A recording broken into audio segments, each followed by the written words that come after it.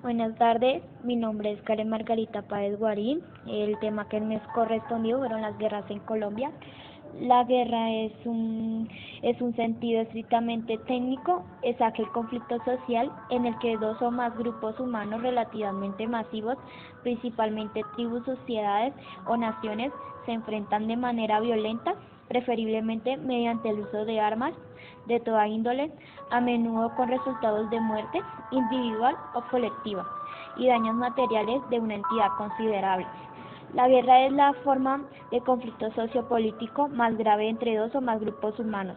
Es quizás la más antigua de las relaciones internacionales y ya en el comienzo de las civilizaciones se constata el enfrentamiento organizado de grupos humanos armados con el propósito de controlar recursos naturales o humanos.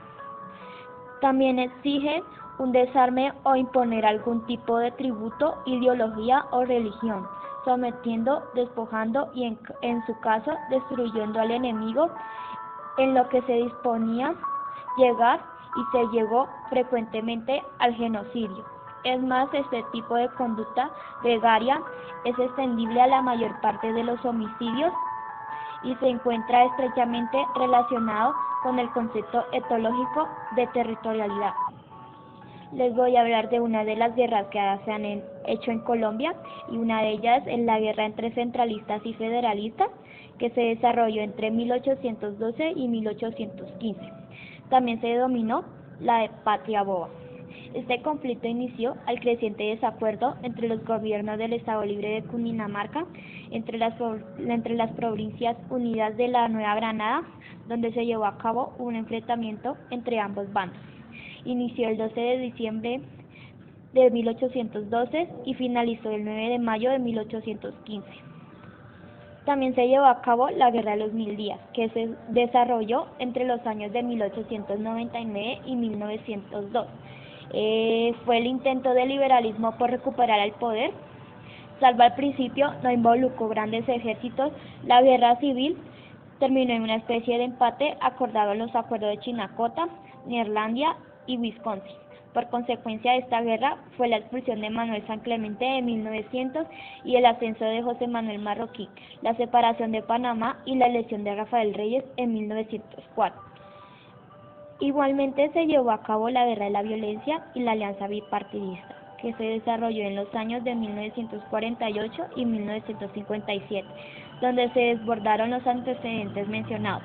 La historiografía de Colombia habla sobre el delimitado periodo histórico de la violencia, específicamente de la violencia entre 1948 y 1957, para dar cuenta de la etapa conflictiva que se desató con el asesinato de Jorge Eliezer Gaitán el 9 de abril de 1948 y que finaliza con la alianza partidista del Frente Nacional.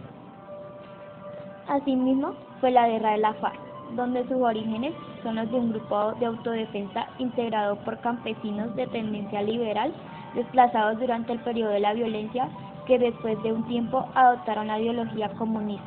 Los colombianos dan muchos ejemplos de que por qué se armó el grupo de guerrillero denominado las Fuerzas Armadas Revolucionarias de Colombia. Fue por falta de empleo y oportunidades, desigualdad, concentración de la riqueza, la injusticia social, la falta de tolerancia, la indiferencia y la corrupción. Otra de las guerras fue la del ELN, que es un ejército de liberación nacional, conocido como el ELN. Es una organización de guerrilla revolucionaria de extrema izquierdista, que viene operando en Colombia desde 1964. Está orientada como una organización marxista-leninista y una pro-revolución cubana. En el transcurso de los años la han liderado 5 miembros con el actual jefe del Ejército de Liberación Nacional, Nicolás Rodríguez Bautista, alias Gavino. El ELN es considerado un grupo terrorista en los países como Colombia, Perú, Estados Unidos, Canadá y la Unión Europea. También se encuentra en algunos países americanos como lo son Nicaragua, Brasil, Ecuador y Argentina. Y hasta hace poco el presidente Lenín Moreno suspendió su papel como garante debido a las actividades terroristas de esta organización en la frontera.